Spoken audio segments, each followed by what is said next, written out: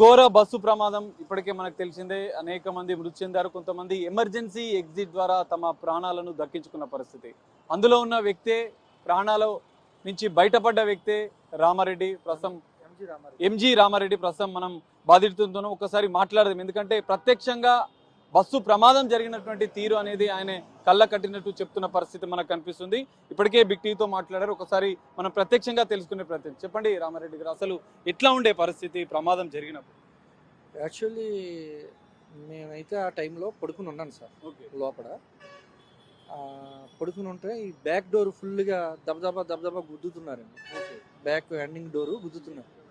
ఆ గుద్దుతంలో నాకు మెలకు వచ్చి ఏంటి అని అడిగి లోపే మొత్తం లోపలంతా పొగ. ఇంక ఎవరో ఏమున్నారో తెలీదు, ఎంతమంది ఉన్నారో తెలీదు. అరుపులు కేకలతో వేస్తున్నారండి. ఈలోగా ఏంటి అని అడిగే లోపు పాప ఆ బద్దలు కొట్టిన వాళ్ళు ఎవరైతే ఉన్నారో వాళ్ళు లోపల నుంచి దూకుతుంటే నన్ను కూడా చేయి పట్టుకుని ఒక ఆయన కాలు ఒక ఆయన చేయి పట్టుకుని బయటకు లాగేశాడు. లాగితే నేను కిందకి నేల మీద తిరిగి బ్యాక్ సైడ్ నేల మీద పడిపోయాను సార్. నా వెనకాల ఇంకొక ఆయన నా మీద పడిపోయారు. అయిపోయి మేము ఆ టైంలో నేను ఈ మొత్తుదలకు అలా ఒక 2 నిమిషాలు ఉండిపోయేటప్పటికి ఫ్రంట్ ఆల్రెడీ కాలిపోయి పేలిపోతుందండి బస్సు. ఫుల్ మంటలో టప్ టప్ టప్ పేలిపోతుంది. మాకేమో ఇదంతా బ్లడ్, అంతాను వర్షం. ఇలాగా ఒక 2 నిమిషాలు ట్రాఫిక్ కూడా మొత్తం ఎక్కడెక్కడ జామ్ అయిపోయిందండి. అటు ఇటు మొత్తం ట్రాఫిక్ జామ్ అయిపోయింది. ఇంక మేము లెగలేని స్థితిలో వాళ్ళు ఎవరో వచ్చారు. వాళ్ళు మమ్మల్ని లేపి ఎడ్జీల మీద కూర్చోబెట్టి ఇలాగ ఇన్నోవా కార్ ఎవరిదో తెలియదండి పాపం. సడన్గా వాళ్ళు వచ్చి నాతో పాటు ఇంకొక ఇద్దరు కూడా ఉన్నాం. వాళ్ళు మొత్తం ముగ్గురిని మమ్మల్ని కారులో ఎక్కించుకుని హాస్పిటల్లో దేబెట్టి అక్కడ చెప్పేసి వాళ్ళు వెళ్ళిపోయారు సార్. అంతే, అక్కడ వరకు మాకు జరిగింది అది సార్. లోపల మీరు కిందకి దిగేటప్పుడు వాళ్ళు మిమ్మల్ని లాగేటప్పుడు అసలు ఎట్లా ఉండే పరిస్థితి? ఎందుకంటే దాదాపు 40 మంది బస్సులో ఉన్నట్లు తెలుస్తుంది. చెప్పలేము సార్. అసలు ప్రాణాలతో వచ్చామంటే అది దేవుడిదయ్యా. ఇక్కడ ఈ భూదేవతల్లి దండ పెట్టుకుని వెళ్ళాం, మళ్ళీ ఆ భూదేవతల్లి ఇక్కడ తీసుకొచ్చిందంటే అంతే. అసలు ఇంకా బస్సు ఎక్కింది కూడా ఇక్కడి నుంచే, ఎందుకంటే ఇక్కడ కుక్కట్పల్లి నుంచే మీరు బయలుదేరారు. అసలు ఇక్కడికి ఎందుకు వచ్చారు, మీరు ఎక్కడ ఉంటారు? మా బావగారి ఇంటికి వచ్చాం సార్. మా పాప బెంగళూరులో చదువుతుంది. నేను యాక్చువల్లీ ఇక్కడ నుంచి బెంగళూరు బయలుదేరి వెళ్తున్నాను సార్. యాక్చువల్లీ అక్కడ ఉంటాం మేము. ఈ చిన్న పని మీద వచ్చాను, బావగారిని కలిసేసి వెళ్దామని. బావగారిని కలిసేసి నిన్న ప్రయాణం పెట్టుకుని వెళ్తుంటే ఇది జరిగింది సార్. రామారెడ్డి ఇదే ప్లేస్ నుంచి బయలుదేరారు. నిన్న రాత్రి దాదాపు 9 గంటల సమయంలో ఇక్కడి నుంచే బస్సు ఎక్కారు. మరి ఇక్కడే ఇదే ప్లేస్కి మళ్ళీ బతికి ఆయన ప్రాణాలతో బయటపడ్డ పరిస్థితి. అయితే ఇక్కడ మీరు కీలక అంశం ఏంటంటే 40 మంది ఉన్నారు. మీరు మధ్యలో ఇక్కడి నుంచి స్టార్ట్ అయినాక బస్సు పరిస్థితి ఏ విధంగా ఉండే? మధ్యలో ఏమైనా ఇబ్బందులు జరిగాయా? మధ్యలో ఇక్కడ మాకు ఇచ్చిన నెంబర్ బస్సు ఎక్కించలేదు సార్. వేరే బస్సు వాల్వో వేరే బస్సు ఎక్కించారు. వై జంక్షన్కి వెళ్ళాక మాకు ఏ నెంబర్ అయితే ఇచ్చారో బస్సు నెంబరు ఆ బస్సులోకి షిఫ్ట్ చేశారండి. వై జంక్షన్ దగ్గర మీరు ఆ బస్సు వి కావేరీ ట్రావెల్స్ షిఫ్ట్ చేశారండి. మినీ వ్యాన్ కూడా కాదు, ఇక్కడ నుంచే బస్సు వేరే నెంబర్ బస్సు ఎక్కించి అక్కడ నుంచి పికప్ చేసుకుంటామండి. మీరు అందరూ అక్కడ వేరే బస్సుకి మారాలని మాకు ఇచ్చిన నెంబర్ బస్సుకి మార్చారండి. బస్సు లోపల అంతా కండిషన్ మాత్రం బాగుంది సార్. బాగుంది. స్లీపర్ బస్సే కదా? స్లీపర్ బస్సు అంతా బాగుంది. మిగతా మహిళలు, ఎందుకంటే మీరు ఫోన్ లో మాట్లాడేటప్పుడు కూడా ఆర్తనాదాలు విన్నట్టు ఆడవాళ్ళు అందరూ ఉన్నారండి. భయానకం కాదు సార్. అసలు మేమే బయటకు వస్తామో లేదో మాకే తెలియదు. ఇప్పుడు ఇలా మాట్లాడుతున్నాను కానీ ఆ క్షణం మనకి ఏంటనేది కూడా ఏమీ తెలియలేదు సార్. ఎవరు చెయ్యట్టు లాగారో తెలియదు, ఎవరు కింద పడేసారో కూడా నాకు తెలియదు. అసలు ఎవరు పట్టుకున్నారో కూడా నాకు తెలియదు. నేను లెగుతూ కూడా ఎలా లేసానో నాకు తెలియదు సార్. బయటపడ్డప్పుడు ఎట్లా ఉండే పరిస్థితి? ఎందుకంటే మిమ్మల్ని ఎంతమంది ఉన్నారు మీతో పాటు? నాతో పాటు ఇద్దరు, నా తర్వాత నా మీద ఇంకొకటి పడ్డాడండి. ఆయన ఎక్కడ పడిపోయి తెలియదు కానీ నాకంటే ముందు ఇద్దరు పడిన నేను అలా లెగలపోయేటప్పుడు ఒక 2-3 నిమిషాలు సర్దుమాట అయ్యేటప్పటికి ఇది మంటలు పెద్ద మంటలు వచ్చి పేలుతుంటే ఇంకా మాకు అర్థం లేదు ఏంటో పేలిపోతుందని చెప్పి మేము అక్కడి నుంచి జస్ట్ ఎడ్జి కింద వాళ్ళు ఎవరో పాపం వర్షంలోనండి లారీ డ్రైవర్లు అందరూ మినీ కార్లు అందరూ వదిలేసి పరుగులు వాళ్ళందరూ. అటు ట్రాఫిక్ జామ్ ఇటు ట్రాఫిక్ జాము. వాళ్ళు ఎవరో ఎందుకో మరి అసలు అందరూ భయపడిపోయారు మమ్మల్ని చూసి. మాదంతా రక్తాలతో ఉన్నామండి. ఇంకొక ఆయన చెయ్యగడితే అయిపోయింది. వాళ్ళందరితో రక్తాలతో ఎవరి దగ్గర రాలేదు సార్. వాళ్ళు ఎవరో కార్లో వచ్చి వాళ్ళు మా ముగ్గురిని తీసుకెళ్ళి హాస్పిటల్లో పెట్టి జాయిన్ చేశారు.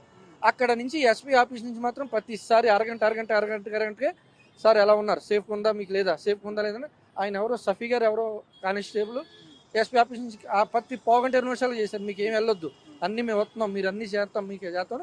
వాళ్ళు పాపం పోలీస్ డిపార్ట్మెంట్ వాళ్ళు మాత్రం మంచి నిమిషానికి అరగంటకి చాలా మూవ్ అయ్యి ఇచ్చారు సార్.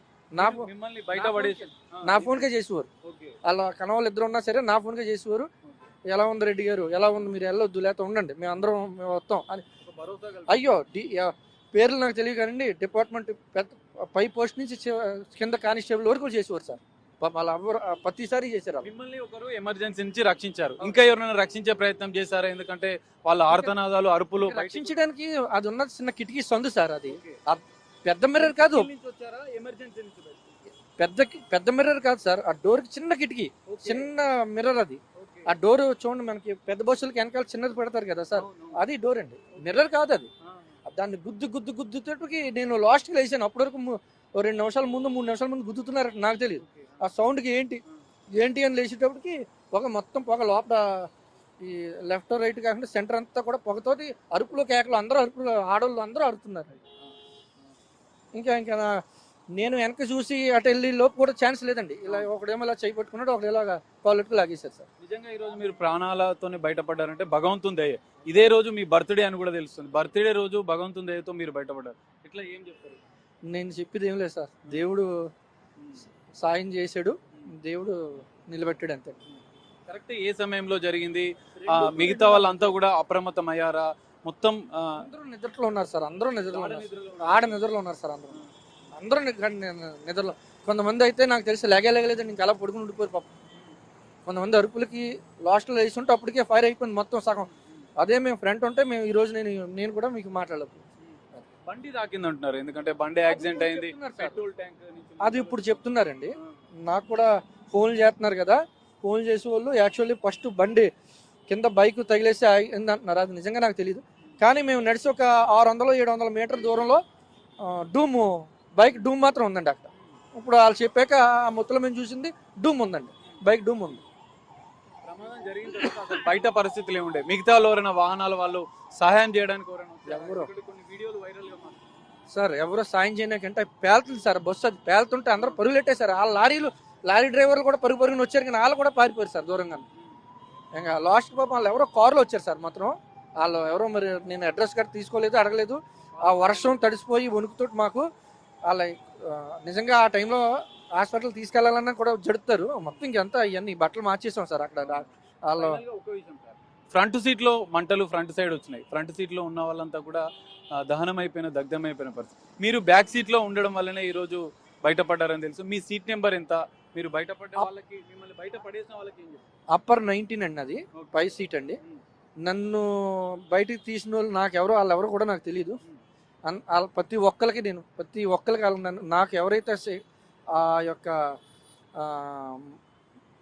పొగలో కూడా నన్ను ఎవరైతే చెయ్యట్లాగారో ఎవరెవరు కూడా తెలియదు సార్. నా జీవితం అంతా వాళ్ళే నాకు జన్మనిచ్చారు సార్. మీ ఫ్యామిలీ బ్యాక్గ్రౌండ్ ఏంటి? మీరు ఎక్కడ, మీ ప్రాపర్ ఎక్కడ, మీ కూతురు, మీ పిల్లలు? మా ఫాదర్ అగ్రికల్చర్ అండి. మాది ఇప్పటి నుంచి అగ్రికల్చర్ ఫ్యామిలీ. బ్రదర్ వాళ్ళు ఇన్స్టిట్యూట్స్ ఉన్నాయి. సొంతూరు పందలపాక అండి, అనపర్తిలో ఉంటారు. ఫాదర్ మదర్ కూడా పందలపాకలో ఉంటారు సార్. మా బావగారిని తెలిసి 6:37 వరకు ఏం చెప్పలేదు సార్. నేను వస్తున్నాననే తెలుసు. వాళ్ళు ఎవరికి ఇంకా మార్నింగ్ నేను ఫోన్ చేస్తే వాళ్ళు ఏదో నన్ను సర్ప్రైజ్ చేయడానికి ప్లాన్లో వాళ్ళు ఉన్నారు. నెమ్మదిగా నేను ఏం చేశానంటే ఫోన్ చేసి కొద్దిగా ఇలాగా ఏమనుకోవద్దు, నేను మళ్ళీ బస్సు దారిలో ఆగిపోయింది, నేను మళ్ళీ రిటర్న్ వెళ్ళిపోతున్నాను హైదరాబాదు అన్నానండి. ఫస్ట్ చెప్పింది అదే. మళ్ళీ పావుగంట అరగంటల తర్వాత మళ్ళీ, ఎందుకంటే అక్కడ ఆల్రెడీ డిఎస్పీ ఆఫీస్ నుంచి అందరూ ప్రెస్ వాళ్ళు వస్తారు సార్, మీరు కంపల్సరీ మీరు విట్నెస్ ఉన్నారు, మీరే బయటకు వచ్చి ఉంది అన్నాక నేను ఫోన్ చేసి కొద్దిగా ఇలాగా చిన్నది యాక్సిడెంట్ అయ్యింది, కంగారు పడకండి, నేను సేఫ్గా ఉన్నానని చెప్పింది. తర్వాత నేను ఒక గంట తర్వాత వాళ్ళకి ఆల్రెడీ అన్నీ తెలుసుకొని, ఇంకా కంగారు పడొద్దు, మీరు రావద్దు, వాళ్ళు బయలుదేరి కూడా వచ్చేస్తాను, పాప మా వైఫ్ వచ్చేస్తాను, మీరు రావద్దు, నేను బావగారు ఇంటి దగ్గర ఉండి మళ్ళీ 2 రోజులు పోయాక అక్కడికి వస్తాను. ఫైనల్గా ఇంత పెద్ద బస్సు ప్రమాదం, కొంతమంది బయటపడ్డారు, కానీ చాలా మంది అందులో దహనం అయిపోయిన పరిస్థితి. వాళ్ళందరికీ విషయంలో సార్ వాళ్ళ కోసం నేను చెప్పలేను సార్. వాళ్ళు ఇప్పటికి నా మైండ్లో వాళ్ళ అరుపులు కేకలకి నేను చెప్పలేను సార్. ఇంకా దేవుడు మరి అలా ఎందుకు చేశాడు? చిన్నపిల్లలు కూడా ఉన్నట్టున్నారు సార్. ఆ చిన్నపిల్లల అరుపులు అయితే ఎంత గట్టిగానో లేచి వాళ్ళు అరిశారు సార్. అవన్నీ నేను చెప్పలేను. అక్కడ ఆ సిచ్యువేషన్ మనం మాట్లాడుకోవడానికి కూడా ఈ సమయం కూడా కాదనిపిస్తుంది నాకు సార్. డ్రైవర్లు ఏమైనా అప్రమత్తం చేశారా? డ్రైవర్ క్లీనర్ ఎవరు అక్కడ లేరు సార్. ఆ టైంలో డ్రైవర్ క్లీనర్ అన్న కూడా లేడు. వాళ్ళు వచ్చి కానీ ఆ డోర్లన్నీ కానీ ఓపెన్ చేసి ఉంటే కొద్దిగా గొప్ప ఇంకా సేవ్ అవుదు. ఎవడో లేడు. ఈ బద్దలు కొట్ట ఉత్తప్పుడు మనం 10 సార్లు చెప్తారు సార్, బద్దలు కొట్టేసి బయటకు వచ్చేయాలి, బద్దలు కొట్టేసి ఆ సుత్తి గట్ట పెడతారు. ఇవన్నీ అక్కడ ఏం అంటే బస్సులో ఆ టైంకి మాకేం మొత్తం అంతా నల్లని పొగతో గుమ్ముకుపోయింది సార్. ఎవరెవరో కూడా తెలియదు. ఫైనల్ గా మిమ్మల్ని కాపాడారు భగవంతునికి ఏం చెప్పాలి? ఇంకా ఇష్టదైవం. ఇష్టదైవం కృతజ్ఞతలు చెప్పుకోవాలి సార్. పునర్జన్మ ఇచ్చారు అనుకోవాలి. Thank you sir. సో ఇది రామారెడ్డి కుకట్పల్లి నుంచి. రాలేదు, మీరు ఇందాక ఫోన్ చేస్తుంటే మేము అక్కడ డాక్టర్ గారు. ఇది రామారెడ్డి ఇక్కడి నుంచే బయలుదేరాడు. ఈ రోజు తన బర్త్డే మియాపూర్లో ఉన్నటువంటి తన బావని కలిసేందుకు ఆయన వచ్చాడు హైదరాబాద్కి. అనంతరం తిరిగి వెళ్తున్నాడు. నిన్న రాత్రి ఎగ్జాక్ట్లీ 9:20కి ఇదే ప్లేస్ నుంచి ఆయన బస్ ఎక్కాడు. సో భగవంతుని దయ వల్ల తన బర్త్డే రోజు ఎమర్జెన్సీ విండో ద్వారా ఎవరో కాళ్ళు పట్టి బయటికి లాగారు. దీంతో ప్రాణాలతో బయటపడ్డ పరిస్థితి. తాను కాపాడిన వాళ్ళకి కృతజ్ఞత చెప్తున్నారు. అదే సందర్భంలో ఈ బస్సు ప్రమాదంలో మృతి చెందడం ఎంతో బాధాకరం అంటూ చెప్తున్నారు. ప్రత్యక్షంగా అత్యంత భయానక పరిస్థితులు బస్సులో నెలకొన్నాయి. ఎవరో భగవంతుని రూపంలో తనని కాపాడారంటూ కూడా రామారెడ్డి ప్రత్యక్షంగా బస్సులో ఉన్న వ్యక్తి ఎమర్జెన్సీ విండో ద్వారా బయటికి వచ్చిన రామారెడ్డి ప్రత్యక్షంగా బిగ్ టీవీతో చెప్తున్న పరిస్థితి. కెమెరామెన్ ప్రశాంత్తో కలిసి సాగర్, బిగ్ టీవీ, కుకట్పల్లి నుండి.